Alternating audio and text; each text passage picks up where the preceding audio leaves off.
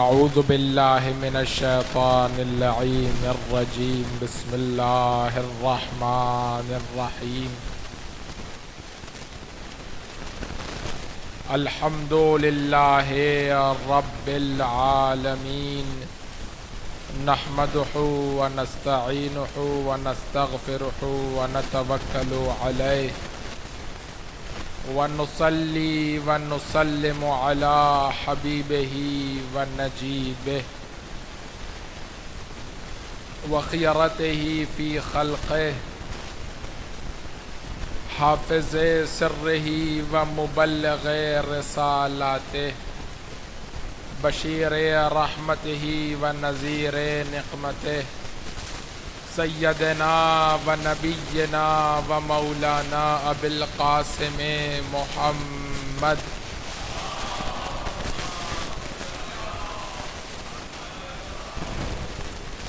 وعلى آلہ الاطیبین الاطہرین الانجبین الہداة المہدیین المعصومین المکرمین المظلومین الذین اذهب اللہ عنہم الرجس وطہرہم تطہیرا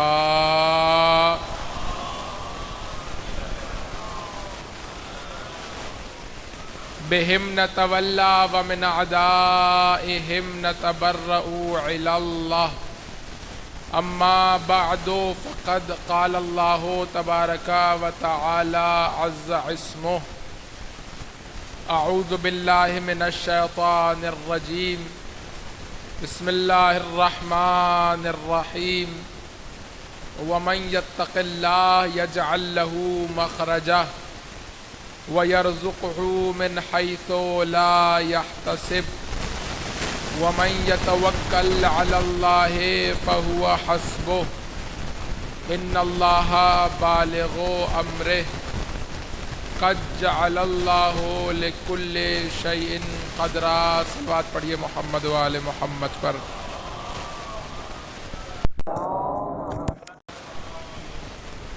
عزیزان گرامی قدر، سورہ مبارکہ طلاق قرآن مجید کا مشہور و معروف سورہ، اور آیت کی نشانی 2 اور 3 پروردگار ارشاد فرما رہا ہے جو تقوی الہی اختیار کرے گا ہم اسے کبھی بند گلی میں نہیں پھنسنے دیں گے، بلکہ ہمیشہ اس کے لیے خروج کا اور اس مرحلے سے نکلنے کا راستہ فراہم کریں گے۔ وَيَرْزُقُهُ مِنْ حَيْثُ لَا يَحْتَسِبُ، اور اسے ایسی جگہ سے رزق عطا کریں گے جہاں سے اس نے سوچا بھی نہ ہوگا۔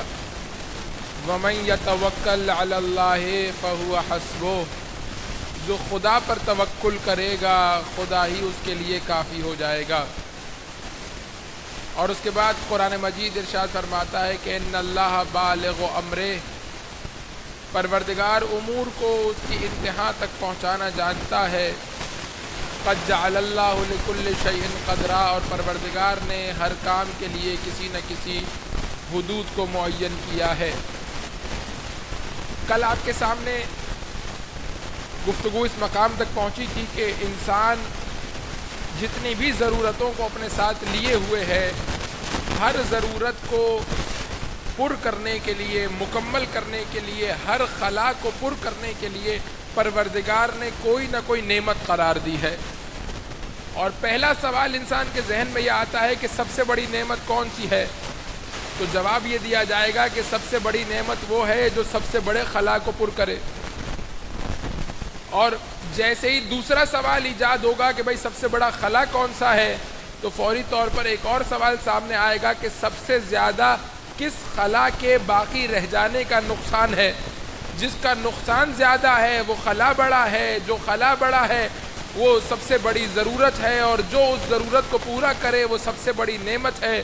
تو کہا کہ سب سے بڑا نقصان یہ ہے کہ دنیا کا نقصان تو ہو لیکن اس کے ساتھ آخرت کا نقصان بھی ہو، یہ سب سے بڑا نقصان ہے۔ اور اس خلا کو پر کرنے کے لیے کسی ہدایت کی ضرورت ہے، اور جو اس خلا کو پر کرتا ہے اسے ہادی کہا جاتا ہے، اور وہ اللہ کی نعمتوں میں سب سے بڑی نعمت ہے۔ تو اللہ کی نعمتوں میں سب سے بڑی نعمت عظمیٰ کیا ہے؟ کہ انسان ہادی برحق کو پہچانے۔ اب کل گفتگو اس مقام تک آ گئی تھی کہ اس نے شیطان نے پروردگار کے سامنے دو لفظوں کو استعمال کیا اور وہ دو لفظ آپ کی خدمت میں بیان کرنا چاہتا تھا اور گفتگو ٹھہر گئی تھی. جو آج مومنین شامل ہوئے ہیں تاکہ وہ ہمارے ساتھ ہو جائیں، صرف ایک بہت ہی تیزی کے ساتھ وہ واقعہ کہ جو میں نے کل بیان کیا تھا اسے بیان کروں تاکہ اس مقام تک پہنچ جاؤں کہ جسے آپ کے سامنے آج بیان کرنا چاہتا ہوں. پروردگار نے کہا میں انسان بنانے جا رہا ہوں مٹی سے، جب بنا لوں تو اس کے بعد تم سب کے سب سجدے میں گر جانا. سارے ملائکہ سجدے میں گر گئے، ابلیس نے انکار کر دیا. پروردگار نے کہا کیوں تو نے سجدہ نہیں کیا؟ اس نے پلٹ کے اپنا ایکسکیوز پروردگار کے سامنے پیش کیا.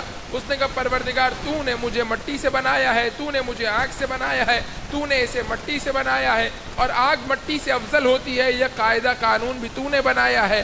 تو اب تو افضل کو مفضول کے آگے سجدے کا حکم دے رہا ہے.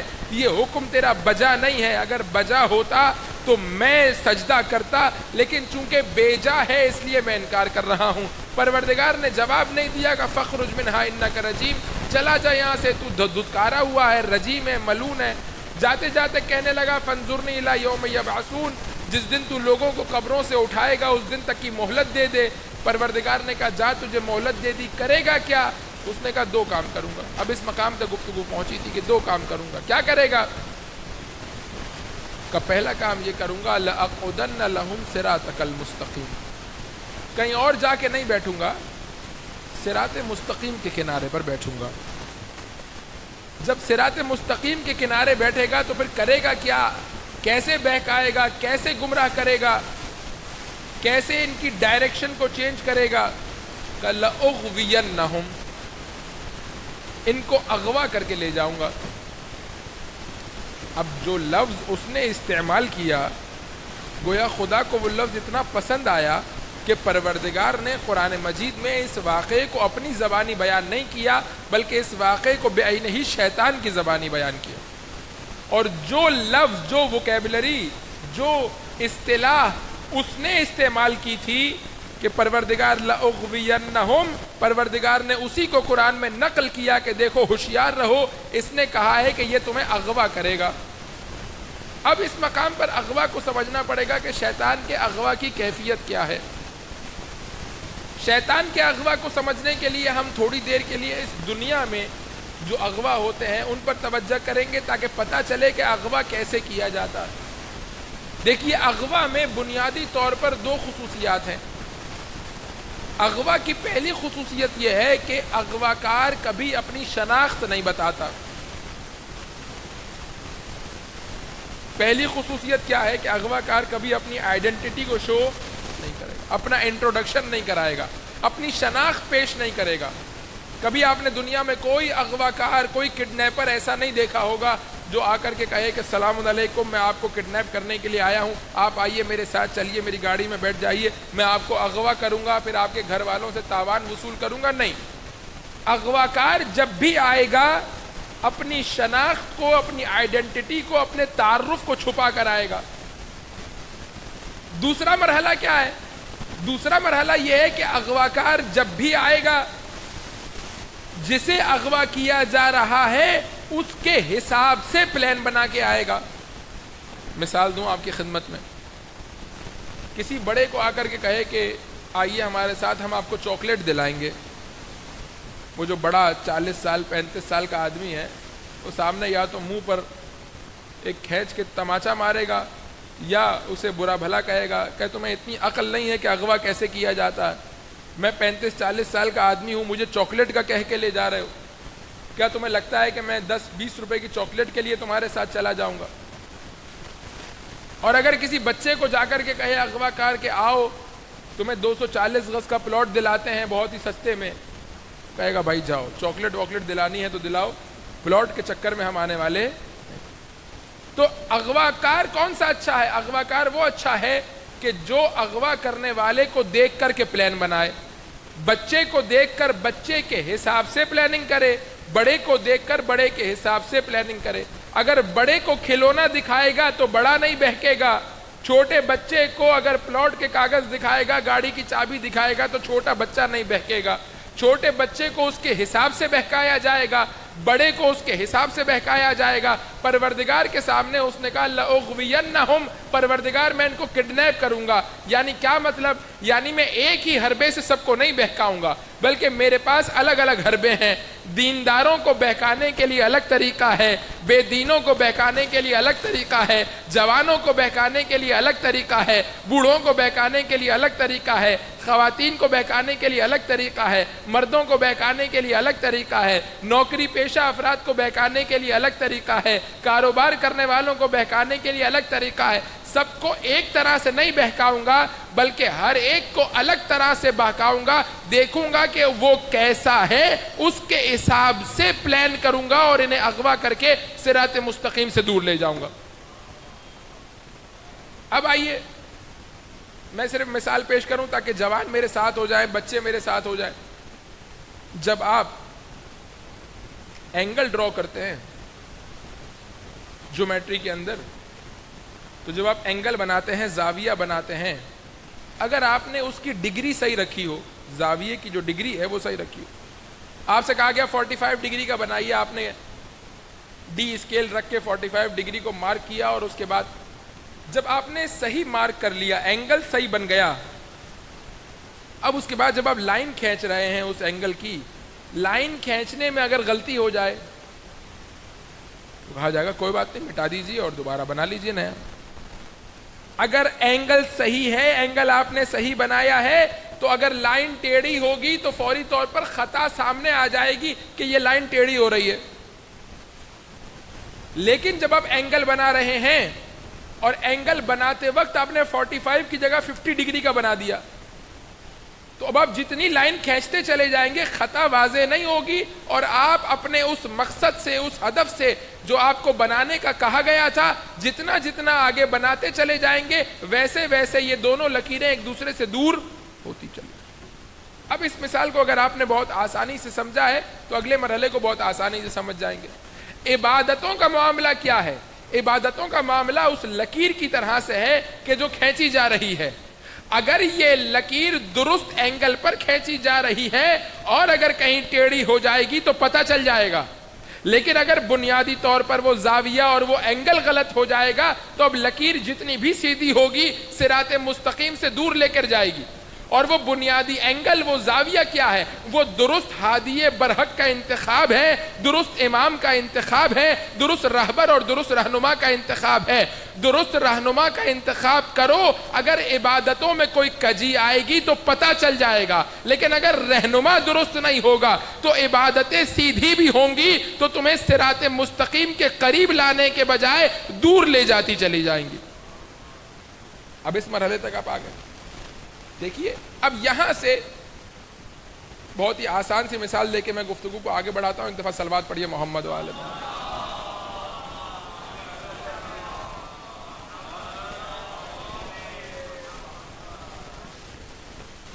اس سے بلند آواز سے صلوات پڑھیے محمد و آل محمد.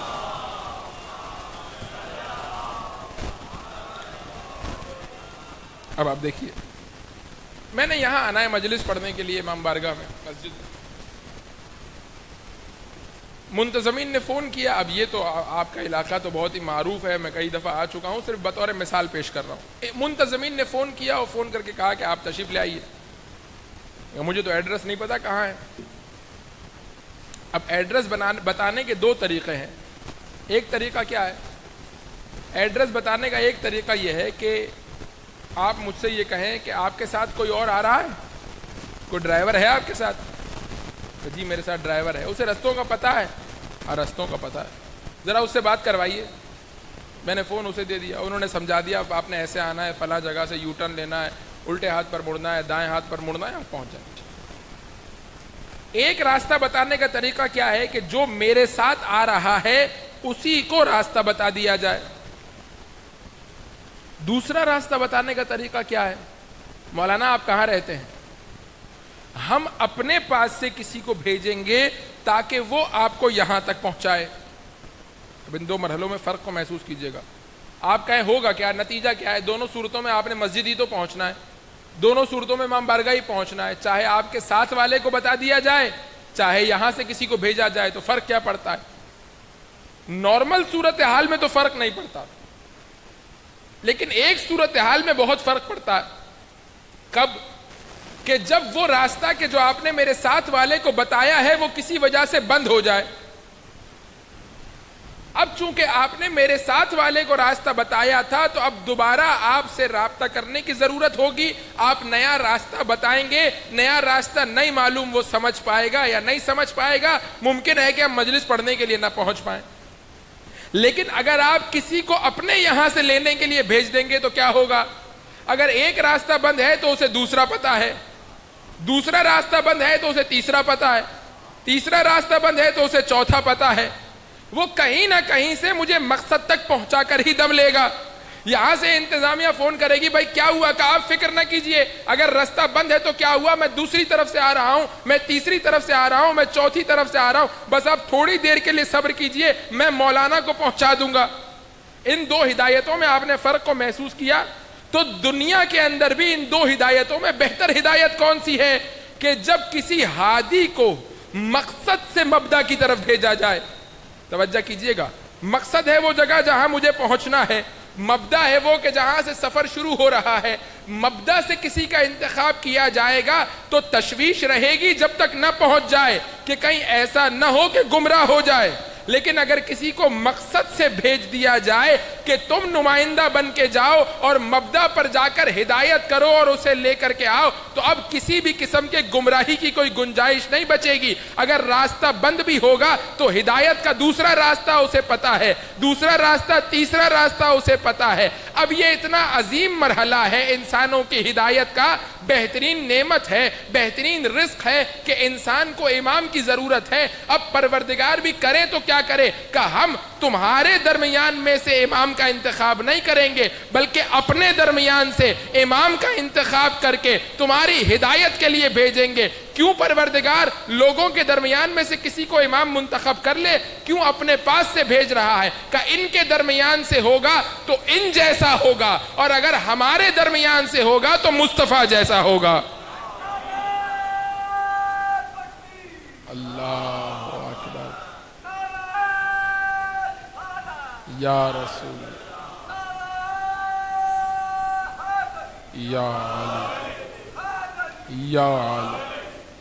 اب آپ توجہ فرمائیے کہ ہدایت کا کیا مرحلہ ہے. کہ ایک ہدایت کا مرحلہ یہ ہے کہ آپ اپنے ساتھ کسی کو بھی لے آئیے, وہ آپ کو بتا دے گا کرنا. اکثر میں یہ مثال دیا کرتا ہوں کہ کسی مقام پر بڑا سا اشتہار آپ نے لگا ہوا دیکھا کہ بھائی یہ پنکھا مل رہا ہے, صلوات پڑھیے ذرا محمد و آل محمد پر.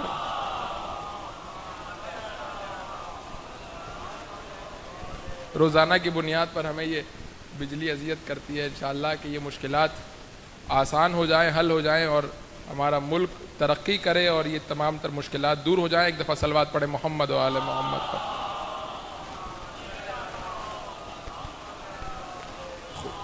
اب اپنی گفتگو کو آگے بڑھاتے ہیں. کسی مقام پر آپ نے بڑا سا اشتہار لگا ہوا دیکھا کہ اشتہار لگایا کہ بھائی آپ ہم سے پنکھا خرید لیجئے, اور اگر آپ نے یہ پنکھا ہم سے خرید لیا تو اس کی اتنے سال کی وارنٹی ہے کہ اس وارنٹی کے نتیجے میں آپ اگر کوئی خرابی ہو جائے اس پنکھے میں تو آپ اس کو واپس کروا سکتے ہیں. ٹھیک ہے, آپ گئے دکان پر, آپ نے کہا کتنے کا ہے؟ اس نے کہا 3000 روپے کا ہے. مثال دے رہا ہوں, مجھے نہیں پتا کتنے کا ہے, 3000 روپے کا ہے. آپ نے کہا ٹھیک ہے چلو دوسری دکان سے چل کے پوچھتے ہیں. دوسری دکان پر گئے, معلوم کیا کتنے کا ہے. دوسری دکان والے نے کہا بھائی 2000 کا دے دوں گا. سستا دے رہا ہے, وہ لوٹ رہا تھا. پنکھا لیا, گھر آ گئے, لگا دیا. 2 4 8 10 دن گزرے, خراب ہو گیا. اب گھر کے سارے لوگ پریشان ہیں کہ پنکھا خراب ہو گیا. جو خرید کے لائے تھے وہ خوش ہے کہ خراب ہو گیا, تو میں ایسی جگہ سے لایا تھا کہ وارنٹی ہے, بدلوا کے لاؤں گا نیا. اب پنکھا اتارا, لے کے پہنچے اس کمپنی کے پاس, اور کہنے لگے صاحب آپ نے وارنٹی دی تھی, آپ نے بڑا اشتہار لگایا تھا کہ ہماری کمپنی کا پنکھا خریدے تو 1 سال اگر خراب ہو گیا ہم آپ کو نیا دیں گے, یہ میں لے کے آیا ہوں, اسے بدل دیجئے, نیا دے دیجئے.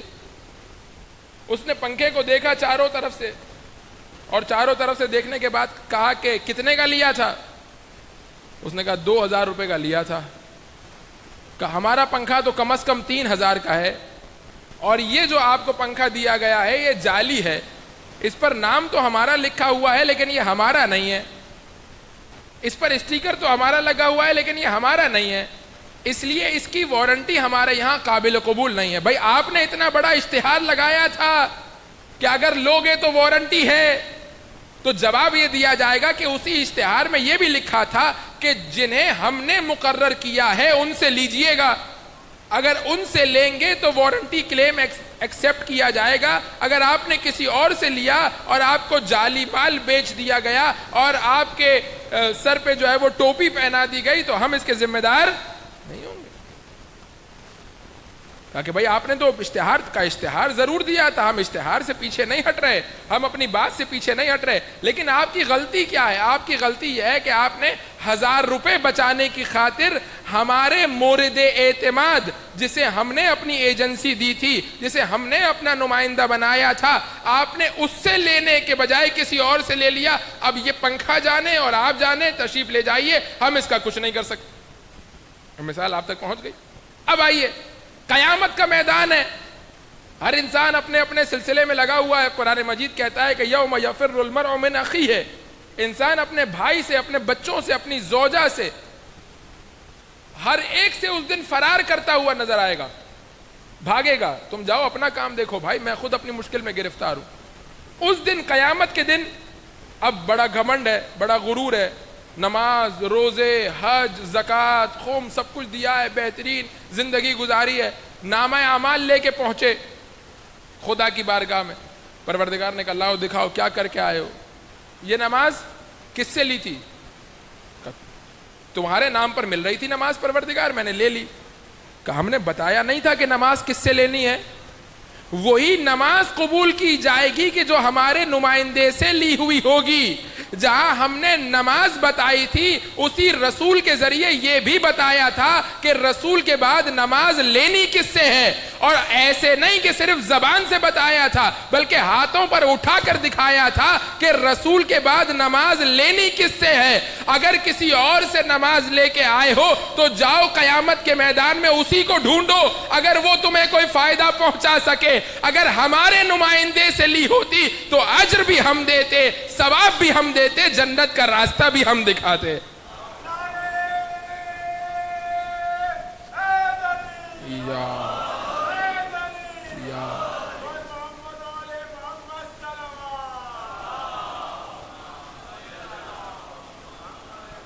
تو کل بھی گفتگو اسی مقام تک آ گئی تھی کہ مرحلہ ایسا سنگین مرحلہ ہے کہ یہ تمہیں اختیار نہیں دیا جا سکتا. کیوں؟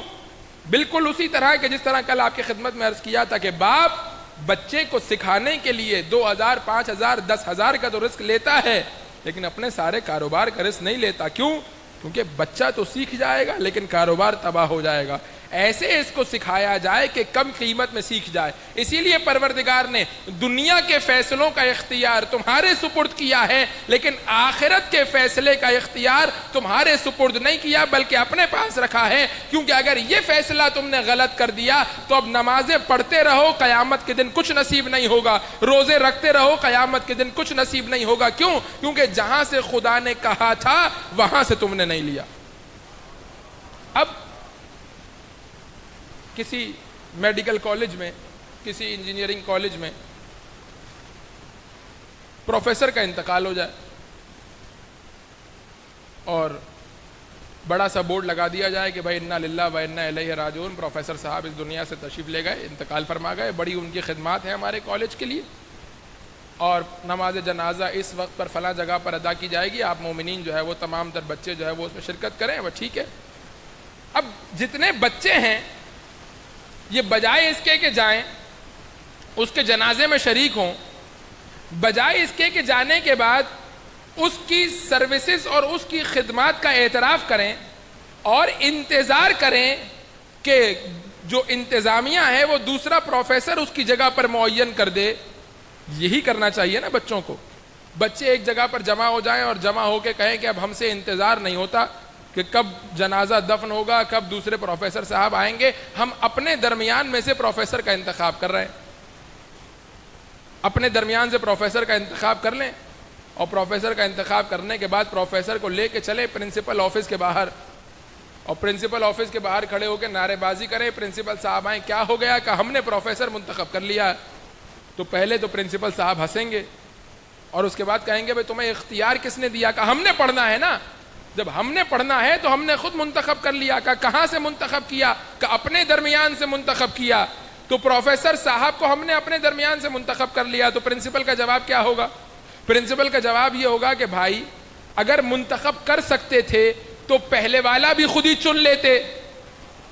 توجہ کیجئے گا، اگر تمہارے پاس یہ صلاحیت تھی کہ ہم خود منتخب کر سکتے ہیں تو پہلے والا بھی خود چن لیتے، اور اگر نہیں چن سکتے تھے تو انتظار کرتے جس نے پہلے والا بنایا تھا وہی دوبارہ کسی کو منتخب کرے گا۔ تو یا تو پورے ایک طرف ہو جاؤ یا پورے اس طرف ہو جاؤ۔ اگر منتخب کرنا ہے تو پہلے والا بھی خود منتخب کرتے۔ پہلے والا کس نے کیا تھا؟ کہا آپ نے کیا تھا۔ تو پھر دوسرا تم نے کیوں کیا؟ کہ ہم سے انتظار نہیں ہو رہا تھا۔ تو کہا تھوڑا انتظار کرنا چاہیے تھا۔ تو کہا فرق کیا پڑتا ہے؟ فرق کیا پڑتا ہے؟ ہم خود منتخب کر لیں یا آپ منتخب کر لیں، پڑھنا ہی تو ہے، کلاسز ہی تو لینی ہے۔ تو پرنسپل کا جواب ایک ہی ہوگا کہ تم منتخب کرو گے تو اپنے جیسا منتخب کرو گے، اور اگر ہم منتخب کریں گے تو پہلے والے پروفیسر کے جیسا منتخب کریں گے۔ اس فرق کو آپ محسوس کیجئے کہ اگر آپ منتخب کریں گے تو اپنے جیسا منتخب کریں گے، ہم منتخب کریں گے تو پہلے والے پروفیسر کے جیسا منتخب کریں گے۔ تو ہم صلاحیت کی بنیاد پر، ہم معیار، دیکھیے نام کا رکھ دینا اور ہے اور علم کا آ جانا اور ہے، ان دو مرحلوں کو آپ اس کے فرق کو محسوس کیجئے گا۔ میں بہت آسان مثالوں سے بات کو سمجھانے کی کوشش کر رہا ہوں تاکہ نوجوان بچے جو بیٹھے ہیں وہ بھی مجلس سے کچھ لے کے جائیں۔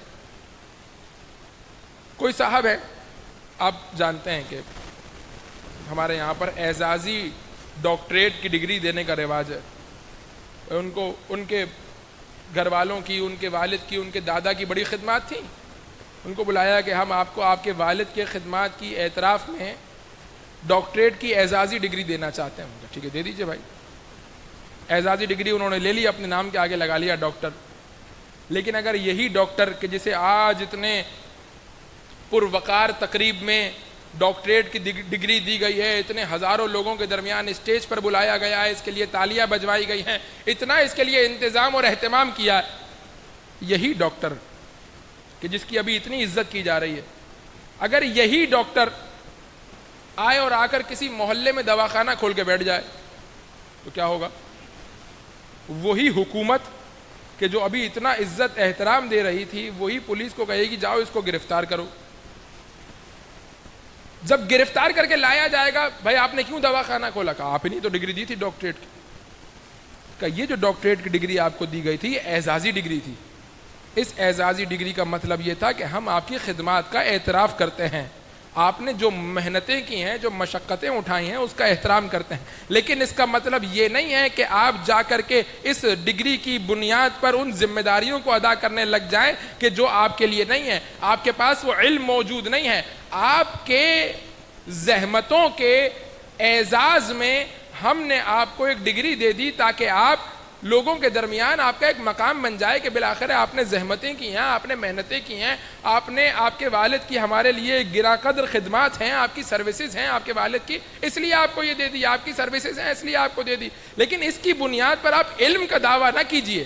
جب تک آپ اس ڈگری کو اعزازی طور پر باقی رکھیں گے قابل ادب و احترام ہے، لیکن جیسے ہی آپ اس ڈگری کو علم سمجھنے لگ جائیں گے اور آپ سمجھیں گے میرے پاس اس ڈگری کے نتیجے میں صلاحیت آ گئی ہے، قابلیت آ گئی ہے کہ میں علاج کر سکتا ہوں، تو نہ صرف یہ کہ ڈگری واپس لیں گے بلکہ ہم آپ کو گرفتار بھی کروائیں گے، آپ کے خلاف پرچہ بھی کٹوائیں گے۔ اب اس مثال کو آپ نے محسوس کی۔ بالکل اسی طرح عزیزان گرامی قدر، پروردگار رسول اللہ سے نسبت رکھنے والے افراد کی نسبت کا منکر نہیں ہے۔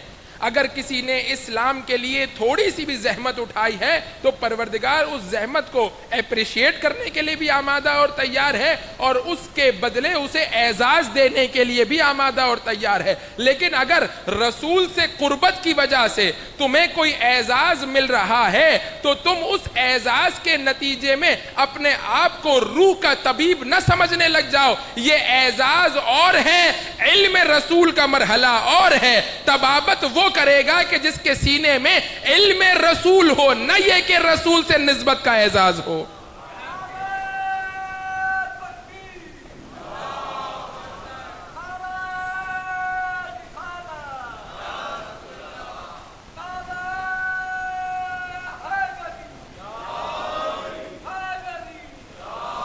توجہ فرما رہے ہیں یا علی؟ تو اب اس مقام پر آپ کے لیے ساری بات واضح ہو جائے گی. میں نے بہت ہی آسان مثال کے ذریعے بات کو واضح کر دیا.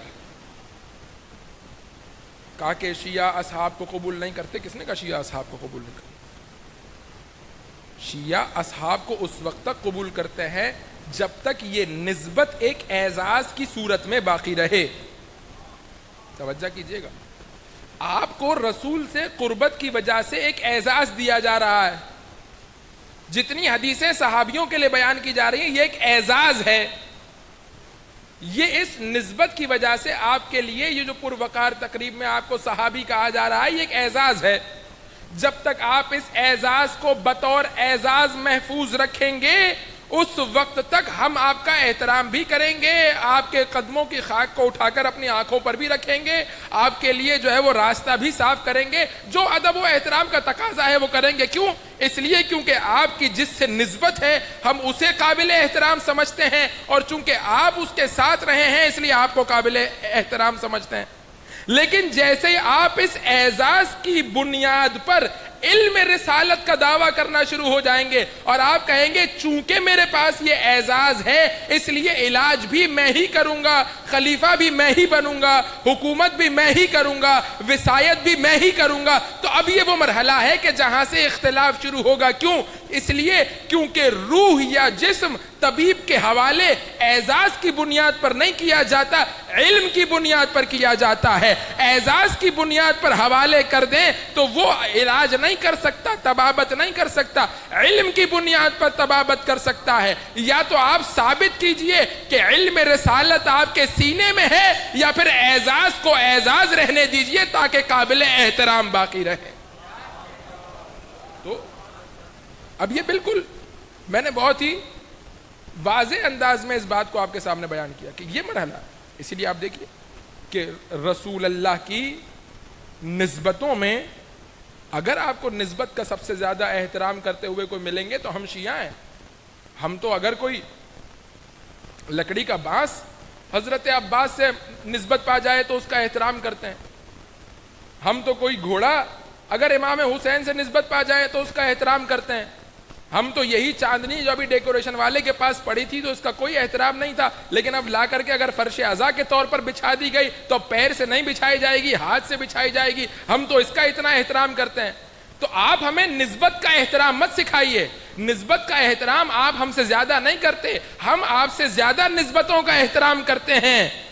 لیکن نسبتوں کا احترام اس وقت تک ہے جب تک نسبت بطور نسبت رہے, جب تک اعزاز بطور اعزاز رہے. اگر یہ اعزاز اپنے آپ کو عہدے میں تبدیل کرنے کے در پہ آ جائے تو اب ہم ہی ہیں کہ جو کل تک نسبتوں کا احترام کر رہے تھے آج اس عہدے پر ہر آنے والے غیر صالح فرد کے خلاف آواز بلند کریں گے. کیوں؟ اس لیے کیونکہ یہ عہدہ نسبت اور اعزاز کا مرحلہ نہیں ہے بلکہ روح کی طبابت کا مرحلہ ہے, اور روح کی طبابت کے مرحلے پر روح اسی کے حوالے کی جائے گی جس کے لیے رسول نے یہ کہا ہو کہ مجھے اللہ نے 70 باب علم کے سکھائے تھے, میں نے 70 کے 70 باب علی کو سکھا دیے, اور علی یہ کہتے ہوئے نظر آئیں گے کہ اب میں ہوں جو ہر باب سے 70 باب کو کھول سکتا ہوں.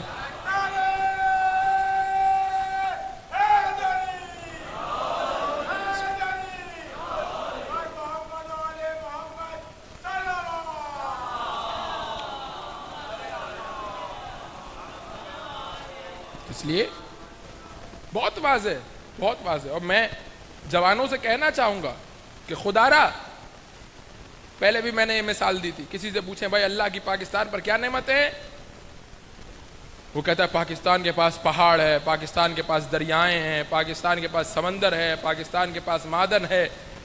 یہ سب تو خدا نے دیا ہے, تم نے پاکستان کے لیے کیا کیا؟ تمہاری نسبت سے پاکستان کو کیا ملا ہے؟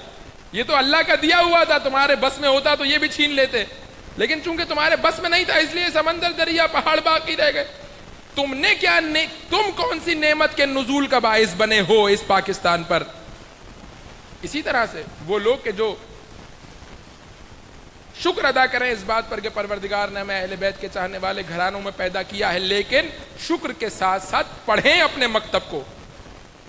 اور میں جوانوں سے جتنا میرا مطالعہ ہے بہت ہی کم، اس کی بنیاد پر یہ کہہ سکتا ہوں کہ جتنا لاجیکل اور ریشنل دین ہمارے پاس ہے اتنا لاجیکل اور ریشنل دین کسی کے پاس نہیں۔ کیوں؟ وجہ کیا ہے؟ وجہ یہ ہے کہ ہمارا معیار پہلے دن سے واضح ہے، ہم معیار تبدیل نہیں کرتے۔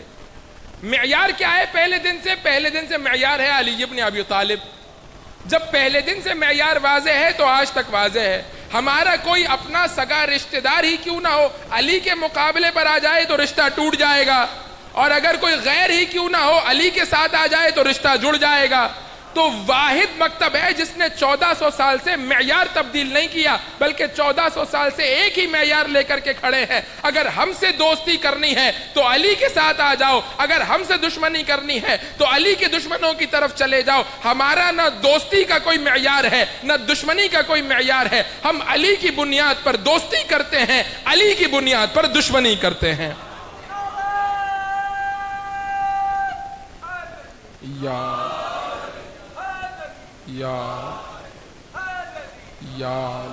آپ توجہ فرما رہے ہیں؟ یہ مرحلہ، یہ معیار ہمارا معیار واحد ہے۔ اسی لیے آپ دیکھیے کہ کتنے ہی بڑے علی کے دشمن کا بیٹا ہو ہم اسے علیہ السلام بھی کہتے ہیں۔ کیوں؟ اس لیے کیونکہ ہمارا معیار واضح ہے۔ آپ اس معیار کو ہمارے سمجھ لیجئے، آپ کو پورا مکتب سمجھ میں آ جائے گا۔ ہم نے رسول اللہ کی اس حدیث کو اپنے دامن سے باندھ لیا ہے کہ اے عمار، اگر ساری مخلوق ایک راستے پر جا رہی ہو، علی دوسرے راستے پر جا رہا ہو، تو اس راستے پر مت جانا، علی کے ساتھ چلے جانا۔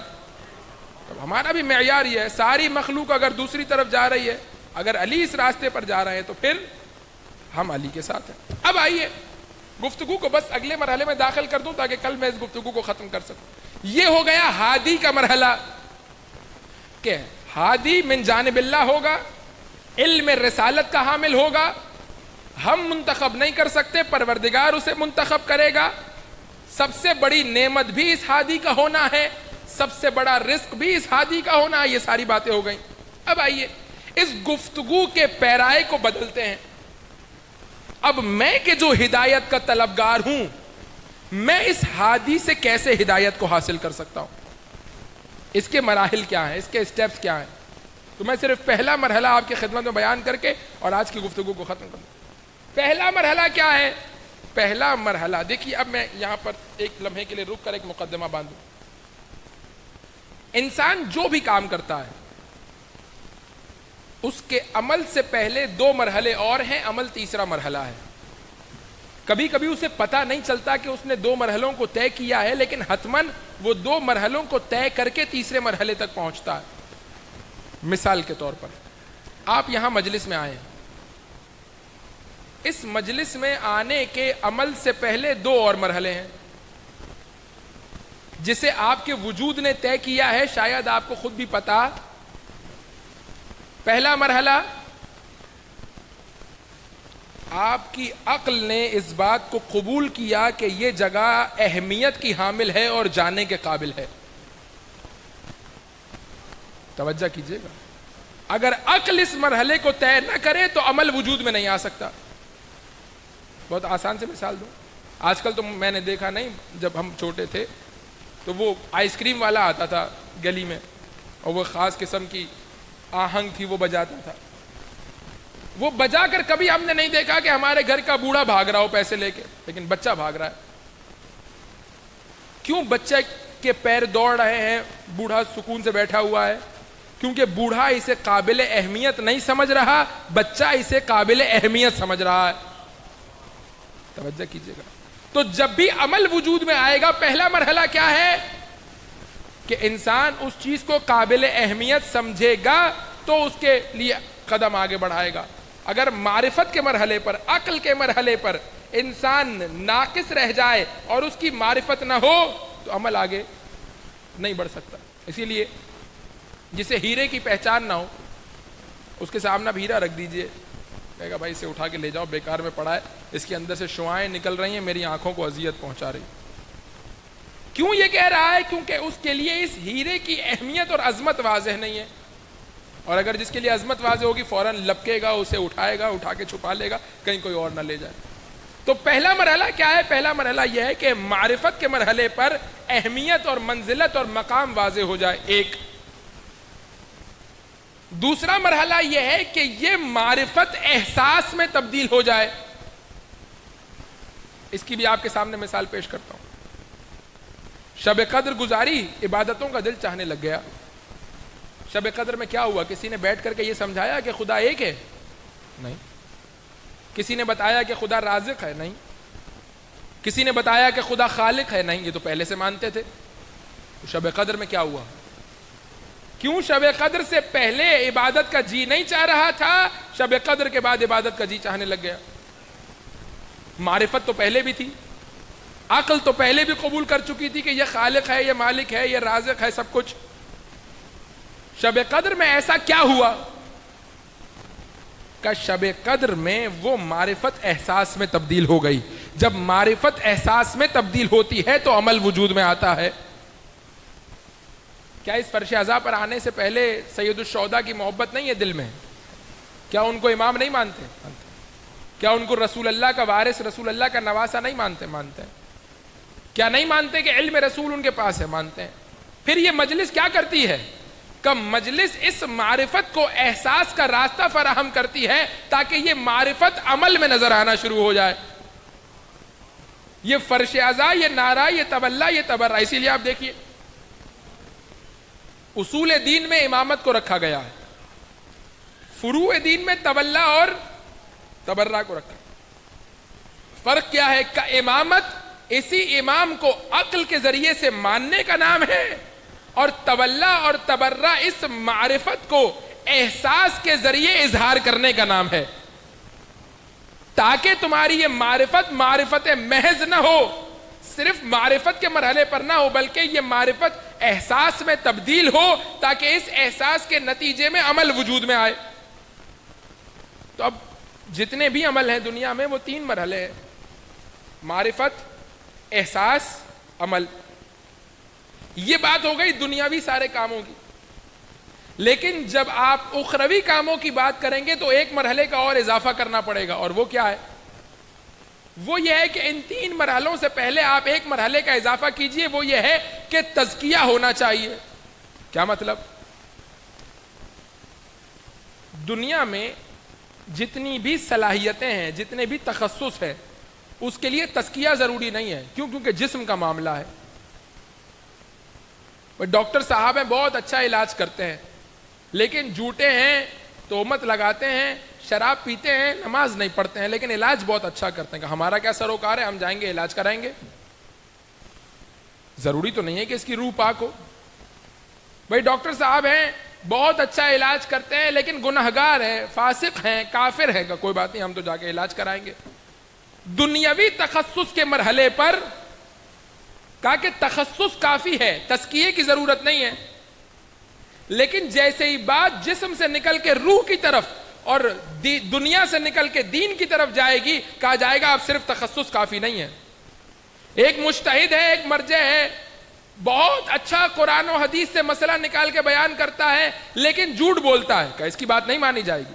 بھائی متخصص ہے، مان لیجئے کہ نہیں، دین کا مرحلہ ہے، روح کا مرحلہ ہے، اب صرف تخصص کافی نہیں ہے، اب تخصص کے ساتھ تزکیہ بھی ہونا چاہیے۔ یہاں تک کہ مرجع تو چھوڑ دیجئے، مجتہد تو چھوڑ دیجئے، پنجگانہ نماز کے لیے بھی اگر کسی کو آگے کھڑا کر رہے ہو، بھائی بہت اچھی نماز پڑھاتے ہیں، قرات بہت اچھی ہے، ذکر بہت اچھا پڑھاتے ہیں، بہت ہی بہترین نماز پڑھاتے ہیں، لیکن رات کو مولانا عجیب و غریب کاموں میں پکڑے جاتے ہیں، کہا نہیں اسے آگے کھڑا مت کرو۔ کیوں؟ کیونکہ یہ مرحلہ دنیا کا مرحلہ نہیں ہے کہ صرف تخصص اور اسپیشلائزیشن کافی ہو، بلکہ یہ وہ مرحلہ ہے جہاں تخصص سے پہلے پاکیزگی کی ضرورت ہے۔ پاکیزگی ہوگی تو تخصص کام آئے گا، اگر پاکیزگی نہیں ہوگی تو تخصص بیکار ہو جائے گا۔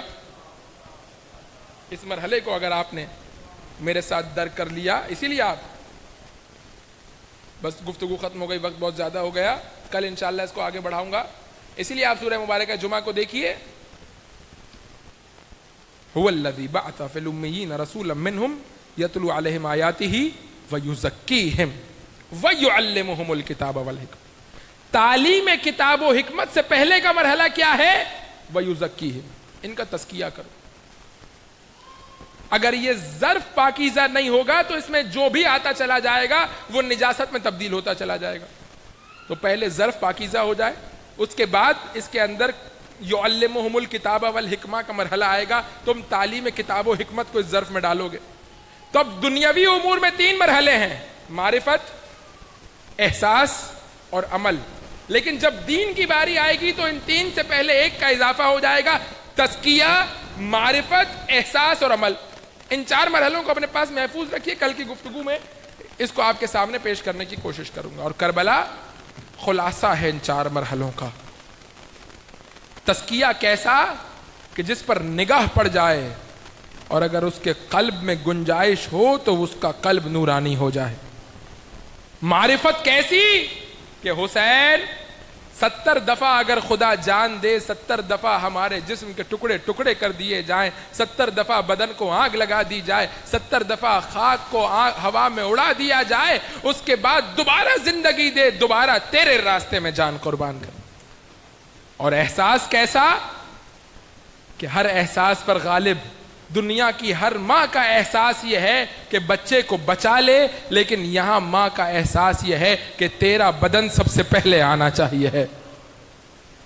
اور عمل کیسا عمل کہ ایک سے پہلے دوسرا جانا چاہتا ہے, دوسرے سے پہلے تیسرا جانا چاہتا ہے. جب یہ قافلہ کوفہ کے بازاروں سے گزر رہا تھا, ایک مقام پر چھوٹی بچی نے آ کر اپنی پھوپھی سے سوال کیا, پھوپھی اماں اگر اجازت ہو تو میں پانی مانگ لوں. عزیزوں, حسین کی پیاس تو عصر عاشور ختم ہو گئی, لیکن اس بچی کی پیاس نہ جانے کب ختم ہوئی. اگر آپ اجازت دیں تو میں پانی مانگ لوں گا. پانی مانگ لوں. اس نے جا کر کے ایک بی بی سے سوال کیا کہ میں پیاسی ہوں, مجھے پانی چاہیے. اس نے اپنی کنیز کو اشارہ کیا, کسی کو اشارہ کیا, جاؤ اور جا کر وہ کھجوریں کہ جو ہمارے گھر میں صدقے کی رکھی ہوئی ہیں وہ لا کر کے ان کو دے دو. جیسے ہی ان کھجوروں کو ہاتھ میں لیا, زینب نے دیکھا کہ ہاتھ میں کھجوریں ہیں. بیٹا کہاں سے آئیں؟ کہا انہوں نے دی ہیں. کہا ہم آل محمد پر صدقہ حرام ہے, اور ان کھجوروں کو اٹھا کر کے واپس کر دیا. پانی پیا بچی نے. جیسے ہی بچی نے پانی پیا, اس خاتون نے کہا جب پانی پی لو تو میرے لیے چند دعائیں کر دینا. بچی نے پانی پیا, کہا بتا تیری کیا دعا ہے؟ کہ دعا کر جیسے تو یتیم ہوئی ہے ایسے میرے بچے یتیم نہ ہوں. بچی نے اپنے چھوٹے چھوٹے ہاتھوں کو اٹھایا اور کہا پروردگار جیسے سکینہ یتیم ہوئی ہے ایسے اس کے بچے یتیم نہ ہوں. کہ دعا کر جیسے تجھے اسیر کیا گیا ہے, خدا یہ مصیبت میرے خانوادے پر نہ لے کر کے آئے. بچی نے ہاتھوں کو اٹھایا, پروردگار جیسے ہم اسیر ہوئے ہیں ایسے یہ اسیر نہ ہو. دعائیں کروا رہی ہے. کہ تیسری دعا یہ ہے کہ دعا کر کے خدا جلد مجھے مدینہ کی زیارت نصیب کرے. بازار کوفہ میں زینب کے کانوں میں مدینہ کی آواز آئی. ایک دفعہ تڑپ کے پوچھا, اے بی بی مدینہ جا کے کیا کرے گی؟ کہ مدینہ میں میری آقا زادی زینب رہتی ہے, میرا آقا زادہ حسین رہتا ہے. کہا کہ تو حسین کو جانتی ہے؟ کہ میں نے عرصے علی کے گھر میں خدمت کی ہے, میں حسین اور زینب کی خدمت کرتی رہی ہوں. میں چاہتی ہوں کہ جاؤں مدینہ اپنے آقا زادے کی زیارت کے لیے, اپنی آقا زادی کی زیارت کے لیے. کہ اگر اس بازار میں اپنی آقا زادی زینب کو دیکھے گی تو پہچان لے گی. ایک دفعہ تڑپ کے کہنے لگی, میں نے تجھ پر احسان کیا, تجھے شرم نہیں آتی؟ ارے ان بازاروں میں زینب کا کیا کام ہے؟ تو ان بازاروں میں زینب کا نام لے رہی ہے, کیا تجھے نہیں معلوم وہ فاطمہ کی بیٹی ہے؟ ارے اس پاک گھرانے کا بازاروں سے کیا تعلق, اس پاک گھرانے کا درباروں سے کیا تعلق؟ کہ بتا اگر دیکھے گی تو پہچان لے گی یا نہیں؟ کہ میں تجھے کہہ رہی ہوں نام نہ لے, اور تو کہہ رہی ہے کہ زینب بازار میں آ جائے. ایک دفعہ جیسے ہی اپنے چہرے سے بالوں کو ہٹایا, ام حبیبہ نے زینب کے چہرے کی طرف دیکھا. اے ام حبیبہ تو نے پہچانا نہیں, میں ہی زینب ہوں تیری آقا زادی. ایک دفعہ قدموں میں گر گئی اور گھر میں دوڑنا شروع کیا. کسی نے پوچھا کیا ہو گیا؟ کہ مجھے کوئی چادر لا کر دے دو, میں نے کبھی اپنی آقا زادی کو بے ردا نہیں دیکھا. ارے عباس کہاں گئے؟ کہا وہ سر عباس کا ہے, ارے وہ سر حسین کا ہے. اے تیری آقا آزادی اسیر ہو گئی، درباروں اور بازاروں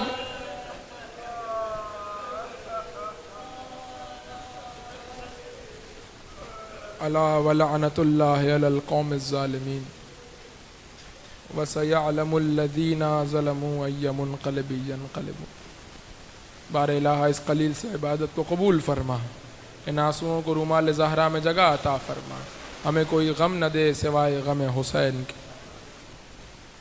پروردگار محبت اہل بیت کو ہماری نسلوں میں قائم و دائم فرما، دنیا میں حسین کا راستہ عطا فرما، آخرت میں حسین کی شفاعت نصیب فرما، ہماری قبر کو نور حسین ابن علی عطا فرما، پروردگار قیامت کے دن حسین کے ہاتھوں سے سیراب فرما، بار الہ جنہوں نے پرچم حسین کو بلند کیا ان کو فتح و نصرت عطا فرما، عزاداری کی خدمت کرنے والوں کی توفیقات خیر میں اضافہ فرما، پروردگار جو دنیا سے چلے گئے ہیں انہیں شامل ثواب فرما، پروردگار یہ مومنین اپنے غموں کو بھول کر فاطمہ کے لال کو رونے کے لیے چلے آتے ہیں، نبی کے نواسے کو رونے کے لیے چلے آتے ہیں، پروردگار ان کی پریشانیوں کو دور فرما، ان کی دعاؤں کو قبول فرما، ان کی حوائج کو مستجاب فرما، پروردگار امام عصر والزمان کے ظہور میں تعجیل فرما، ہم سب کو ان کے اعوان و انصار میں شمار فرما۔ ماتم حسین۔